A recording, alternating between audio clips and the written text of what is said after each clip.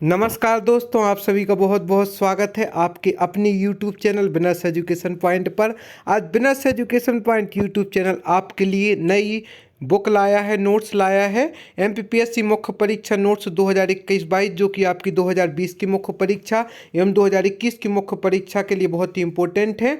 Toppers द्वारा बनाए हुए नवीनतम सिलेबस के अनुसार प्रश्नोत्तर शैली में विस्तृत नोट्स हैं, जो कि पेपर 3 यूनिट 2 के नोट्स है रसायन विज्ञान के। इसमें 3 मार्कर, 5 मार्कर, 11 मार्कर सभी प्रकार के प्रश्न कवर किए गए हैं। इसका मूल्य 100 रुपये है। और आप जैसे डिस्क्रिप्शन बॉक्स में जाकर इंस्टामोजो की लिंक या जो हमारा कॉन्टैक्ट नंबर है 7067923410 पर जाकर ही प्राप्त कर सकते हैं। और साथ ही साथ आपको समुचित मात्रा में इसमें लाभ भी प्रदान किया जाएगा। हमारे जो नोट्स हैं वह एक्यूरेट हैं, जितना आपसे पूछा जाएगा उतना ही इसमें आंसर दिया गया है और सरल शब्दों में बताए गए हैं। और 1 महीना बचा है मुख्य परीक्षा के लिए, कहें तो 1 महीना भी नहीं बचा है। तो उसमें यदि आप हमारे नोट्स के द्वारा तैयार करते हैं तो आपको एक आधार मिल जाएगा और आपके लिए बहुत ही उपयोगी रहेगी आगामी समय के लिए। यदि आप एमपीपीएससी की तैयारी कर रहे हैं तो आज ही आप हमारे नोट्स परचेस कर सकते हैं। इसमें सर्वप्रथम जो रसायन विज्ञान है, पदार्थ भी सभी वस्तुएं जो स्थान घेरती हैं, जिनमें द्रव्यमान होता है और जिनका अनुभव कर सकते हो, उन्हें पदार्थ कहते हैं। पदार्थ की सबसे व्यवस्थित और सरल परिभाषा है कि वे सभी वस्तुएं जो स्थान घेरती हैं, जिनमें द्रव्यमान होता है और जिनका अनुभव कर सकते हैं, वह पदार्थ कहलाता है। पदार्थ के प्रकार 3 हैं, ठोस, द्रव और गैस। पहले इसकी एक चौथी अवस्था प्लाज्मा को भी माना जाता था, लेकिन बाद में से हटा दिया गया। तो पदार्थ 3 प्रकार के होते हैं, ठोस, द्रव और गैस।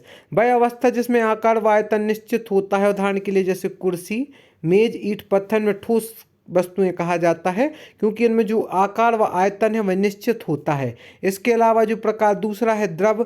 द्रव जो है जिसमें आयतन निश्चित किंतु आकार अनिश्चित होता है, जैसे दूध, पानी, तेल, शराब आदि है।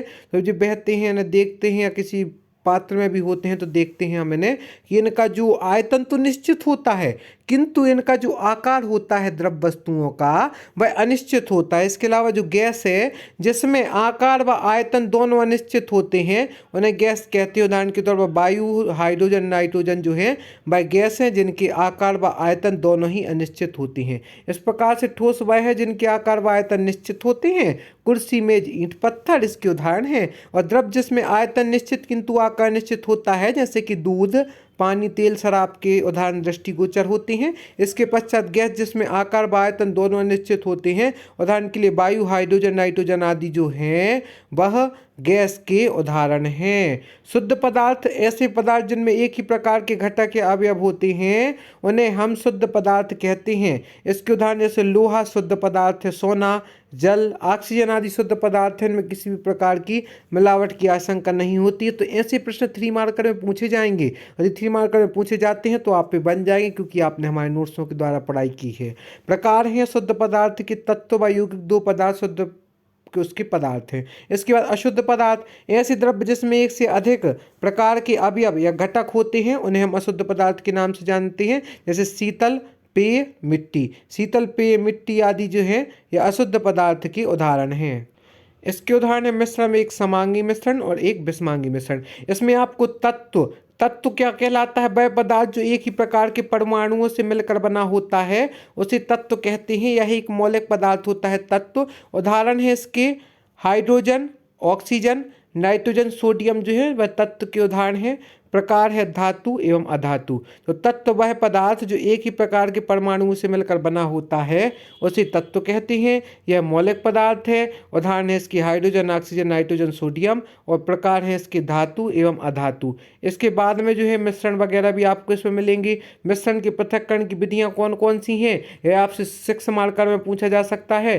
तो जो मिश्रण के पृथक्करण की विधियाँ निस्यंदन, क्रिस्टलन, आशवन, ऊर्ध्वपातन आदि, प्रभाजी आशवन, भाप आशवन आदि हैं, यह भी आपको देखने को मिलेंगे। साथ ही परमाणु। अब परमाणु क्या कहलाता है? परमाणु की परिभाषा है पदार्थ का सूक्ष्मतम कण है परमाणु। परमाणु क्या कहलाता है? तो पदार्थ का सूक्ष्मतम कण परमाणु कहलाता है। स्वतंत्र अवस्था में कभी नहीं रह सकता परमाणु। रासायनिक अभिक्रियाओं में भाग लेता है। परमाणु इन कणों से मिलकर बनता है। इलेक्ट्रॉन, प्रोटॉन, न्यूट्रॉन आदि कणों से मिलकर परमाणु बनता है। उदाहरण है इसकी हाइड्रोजन की परमाणु उदाहरण है। तो पदार्थ का सूक्ष्मतम कण है परमाणु। स्वतंत्र अवस्था में कभी भी नहीं रह सकता परमाणु। रासायनिक अभिक्रिया में भाग लेता है। परमाणु इन कणों से मिलकर बनता है इलेक्ट्रॉन, प्रोटॉन, न्यूट्रॉन। उदाहरण है इसके हाइड्रोजन के परमाणु। इलेक्ट्रॉन, तो अब इलेक्ट्रॉन की खोज किसने की थी? आपके प्रारंभिक परीक्षा का विषय भी तैयार हो रहा है कि इलेक्ट्रॉन की खोज जो है 1897 में जे थॉमसन ने की थी। आप यह सभी प्रश्न उत्तर देख पा रहे हैं हमारी विशेष PDF केमिस्ट्री का जो विषय है उसके माध्यम से। तो आज ही आप हमारी नोट्स परचेस कर सकते हैं। मात्र 100 रुपये में आपको ऐसी व्यवस्थित जानकारी मिल जाएगी जो आपकी हमेशा के लिए कारगर रहेगी। यदि आप मुख्य परीक्षा, प्रारंभिक परीक्षा, इंटरव्यू किसी भी चीज़ की तैयारी कर रहे हैं तो उसके लिए आपके लिए कारगर रहेगा।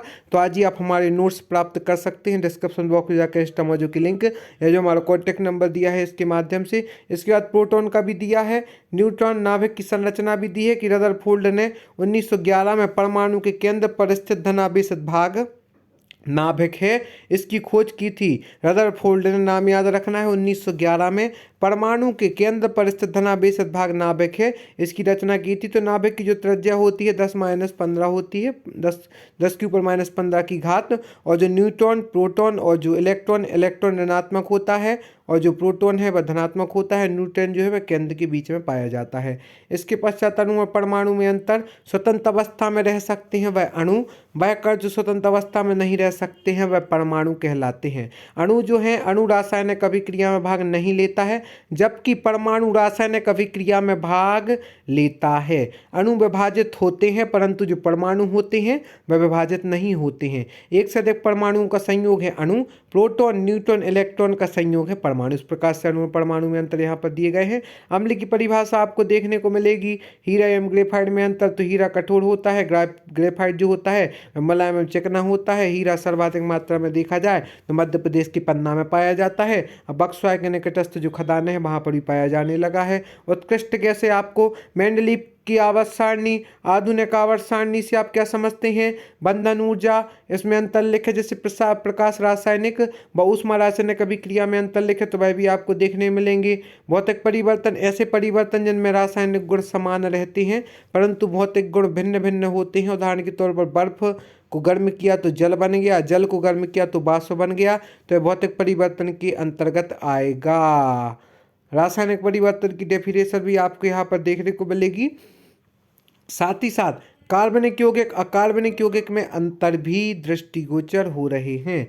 कार्बन के विभिन्न अपर रूपों का वर्णन। तो का अपर रूप किसी तत्व के 2 या 2 से अधिक, यहाँ पर 5 मार्कर प्रश्न है, किसी तत्व के 2 या 2 से अधिक रूप जो गुणधर्म में एक दूसरे से पर्याप्त भिन्न होते हैं अपर रूप कहलाते हैं तथा यह गुण जो है अपर रूपता कहलाता है। कार्बन के अपर रूप 2 प्रकार से डिवाइडेड हैं। पहला तो है क्रिस्टलीय, दूसरा है अक्रिस्टलीय। तो क्रिस्टलीय के अंतर्गत आता है हीरा, ग्रेफाइट, फोरेलिन, और अक्रिस्टलीय के अंतर्गत आता है कोयला, चारकोल और काजल।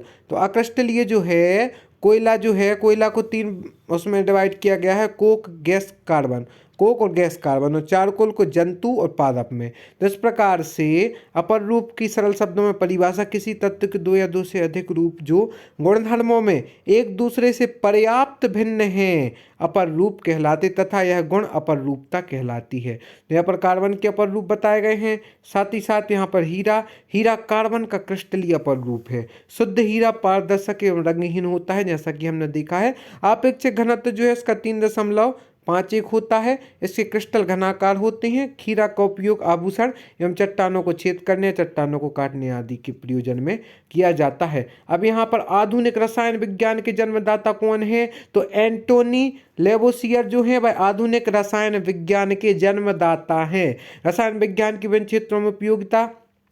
तो कृषि से लेकर युद्ध क्षेत्र तक हमारे दैनिक जीवन का ऐसा कोई भी क्षेत्र नहीं है जो रसायन विज्ञान से अछूता नहीं है। सभी क्षेत्र रसायन विज्ञान से परिचित हैं और उनका संपर्क है। कृषि के क्षेत्र में कीटनाशक, फफूंदनाशी, पीड़ानाशी जैसे रसायनों का प्रयोग किया जाता है। उद्योग में सीमेंट, कागज, कपड़ा, साबुन, अपमार्जक, कृत्रिम रेशे, फोटोग्राफी, पेट्रोलियम, विभिन्न उद्योगों का प्रयोग किया जाता है।